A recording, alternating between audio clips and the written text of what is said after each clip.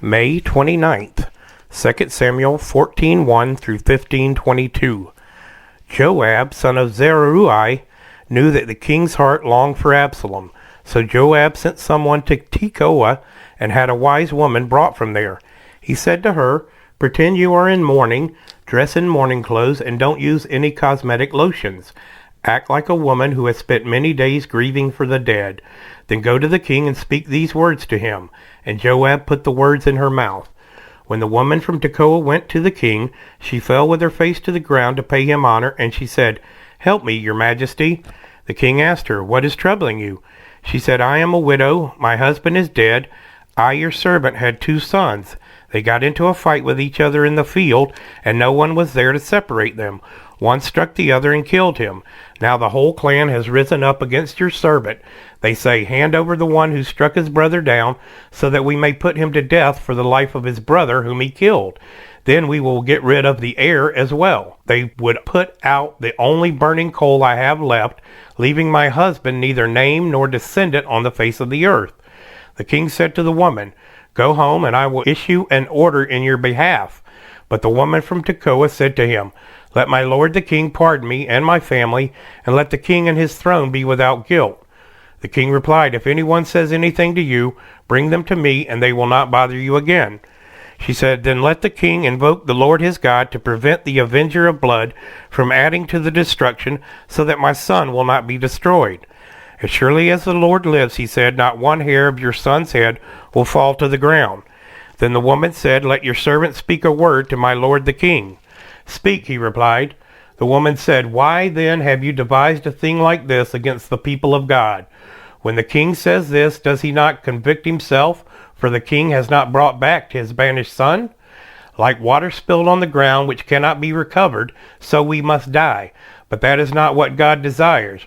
Rather, he devises ways so that a banished person does not remain banished from him.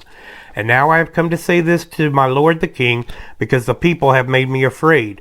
Your servant thought, I will speak to the king. Perhaps he will grant his servant's request. Perhaps the king will agree to deliver his servant from the hand of the man who is trying to cut off both me and my son from God's inheritance. And now your servant says, may the word of my lord the king secure my inheritance. For my lord the king is like the angel of God in discerning good and evil. May the Lord your God be with you." Then the king said to the woman, "Don't keep from me the answer to what I am going to ask you." "Let my lord the king speak," the woman said. The king asked, "Isn't the hand of Joab with you in all this?" The woman answered, "As surely as you live, my lord the king, no one can turn to the right or to the left from anything my lord the king says. Yes, it was your servant Joab who instructed me to do this, and who put all these words into the mouth of your servant. Your servant Joab did this to change the present situation. My lord has wisdom like that of an angel of God. He knows everything that happens in the land." The king said to Joab, "Very well, I will do it. Go, bring back the young man Absalom." Joab fell with his face to the ground to pay him honor, and he blessed the king. Joab said, "Today your servant knows that he has found favor in your eyes, my lord the king, because the king has granted his servant's request." Then Joab went to Geshur and brought Absalom back to Jerusalem. But the king said, "He must go to his own house. He must not see my face." So Absalom went to his own house and did not see the face of the king. In all Israel there was not a man so highly praised for his handsome appearance as Absalom. From the top of his head to the sole of his foot there was no blemish in him.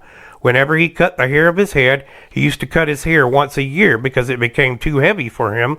He would weigh it, and its weight was 200 shekels by the royal standard. 3 sons and a daughter were born to Absalom. His daughter's name was Tamar, and she became a beautiful woman. Absalom lived 2 years in Jerusalem without seeing the king's face. Then Absalom sent for Joab in order to send him to the king, but Joab refused to come to him. So he sent a second time, but he refused to come.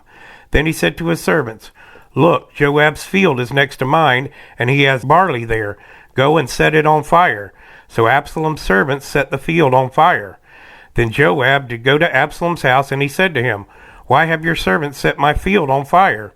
Absalom said to Joab, "Look, I sent word to you and said, 'Come here so I can send you to the king to ask, why have I come from Geshur? It would be better for me if I were still there.' Now then, I want to see the king's face, and if I am guilty of anything, let him put me to death." So Joab went to the king and told him this. Then the king summoned Absalom, and he came in and bowed down with his face to the ground before the king. And the king kissed Absalom. In the course of time, Absalom provided himself with a chariot and horses and with 50 men to run ahead of him. He would get up early and stand by the side of the road leading to the city gate. Whenever anyone came with a complaint to be placed before the king for a decision, Absalom would call out to him, "What town are you from?" He would answer, "Your servant is from one of the tribes of Israel." Then Absalom would say to him, "Look, your claims are valid and proper, but there is no representative of the king to hear you."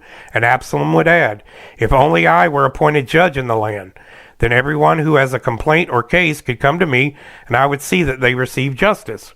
Also, whenever anyone approached him to bow down before him, Absalom would reach out his hand, take hold of him, and kiss him. Absalom behaved in this way toward all the Israelites who came to the king asking for justice, and so he stole the hearts of the people of Israel. At the end of 4 years, Absalom said to the king, "Let me go to Hebron and fulfill a vow I made to the Lord. While your servant was living at Geshur in Aram, I made this vow. If the Lord takes me back to Jerusalem, I will worship the Lord in Hebron." The king said to him, "Go in peace." So he went to Hebron. Then Absalom sent secret messengers throughout the tribes of Israel to say, "As soon as you hear the sound of the trumpets, then say, 'Absalom is king in Hebron.'" 200 men from Jerusalem had accompanied Absalom. They had been invited as guests and went quite innocently, knowing nothing about the matter. While Absalom was offering sacrifices, he also sent for Ahithophel the Gilonite, David's counselor, to come from Gilo, his hometown, and so the conspiracy gained strength, and Absalom's following kept on increasing. A messenger came and told David, "The hearts of the people of Israel are with Absalom." Then David said to all his officials who were with him in Jerusalem, "Come, we must flee, or none of us will escape from Absalom. We must leave immediately, or he will move quickly to overtake us and bring ruin on us, and put the city to sword." The king's officials answered him, "Your servants are ready to do whatever our lord the king chooses." The king set out with his entire household following him, but he left 10 concubines to take care of the palace. So the king set out with all the people following him, and they halted at the edge of the city. All his men marched past him along with all the Kerethites and Pelethites and all the 600 Gittites who had accompanied him from Gath, marching before the king. The king said to Ittai the Gittite, "Why should you come along with us? Go back and stay with King Absalom. You are a foreigner and exile from your homeland. You came only yesterday, and today shall I make you wander about with us, when I do not know where I am going? Go back and take your people with you. May the Lord show you kindness and faithfulness." But Ittai replied to the king, "As surely as the Lord lives, and as my lord the king lives, wherever my lord the king may be, whether it means life or death, there will your servant be." David said to Ittai, "Go ahead, march on." So Ittai the Gittite marched on with all his men and the families that were with him. John 18:1-24. When he had finished praying, Jesus left with his disciples and crossed the Kidron Valley. On the other side there was a garden, and he and his disciples went into it. Now Judas, who betrayed him, knew the place because Jesus had often met there with his disciples. So Judas came to the garden, guiding a detachment of soldiers and some officials from the chief priests and the Pharisees. They were carrying torches, lanterns, and weapons. Jesus, knowing all that was going to happen to him, went out and asked them, "Who is it you want?" "Jesus of Nazareth," they replied. "I am he," Jesus said, and Judas the traitor was standing there with them. When Jesus said, "I am he," they drew back and fell to the ground. Again he asked him, "Who is it you want?" "Jesus of Nazareth," they said. Jesus answered, "I told you that I am he. If you are looking for me, then let these men go." This happened so that the words he had spoken would be fulfilled. "I have not lost one of those you gave me." Then Simon Peter, who had a sword, drew it and struck the high priest's servant, cutting off his right ear. The servant's name was Malchus. Jesus commanded Peter, "Put your sword away. Shall I not drink the cup the Father has given me?" Then the detachment of soldiers with its commander and the Jewish officials arrested Jesus. They bound him and brought him first to Annas, who was the father-in-law of Caiaphas, the high priest that year. Caiaphas was the one who had advised the Jewish leaders that it would be good if one man died for the people. Simon Peter and another disciple were following Jesus. Because the disciple was known to the high priest, he went with Jesus into the high priest's court, but Peter had to wait outside at the door. The other disciple, who was known to the high priest, came back, spoke to the servant girl on duty there, and brought Peter in. "You aren't one of this man's disciples too, are you?" she asked Peter.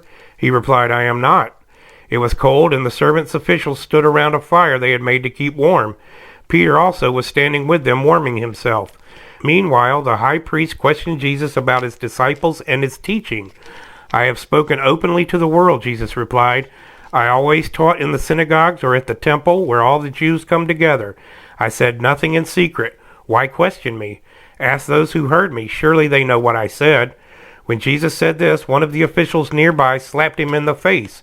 "Is this the way you answer the high priest?" he demanded. "If I said something wrong," Jesus replied, "testify as to what is wrong. But if I spoke the truth, why did you strike me?" Then Annas sent him bound to Caiaphas the high priest. Psalm 119, 97 through 112. Oh, how I love your law! I meditate on it all day long.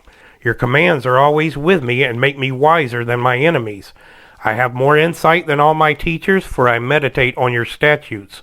I have more understanding than the elders, for I obey your precepts. I have kept my feet from every evil path, so that I may obey your word. I have not departed from your laws, for you yourself have taught me. How sweet are your words to my taste, sweeter than honey to my mouth. I gain understanding from your precepts, therefore I hate every wrong path. Your word is a lamp for my feet, a light on my path. I have taken an oath and confirmed it that I will follow your righteous laws. I have suffered much. Preserve my life, Lord, according to your word. Accept, Lord, the willing praise of my mouth, and teach me your laws. Though I constantly take my life in my hands, I will not forget your law. The wicked have set a snare for me, but I have not strayed from your precepts. Your statutes are my heritage forever. They are the joy of my heart.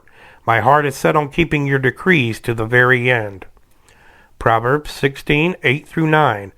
Better a little with righteousness than much gain with injustice. In their hearts humans plan their course, but the Lord establishes their steps.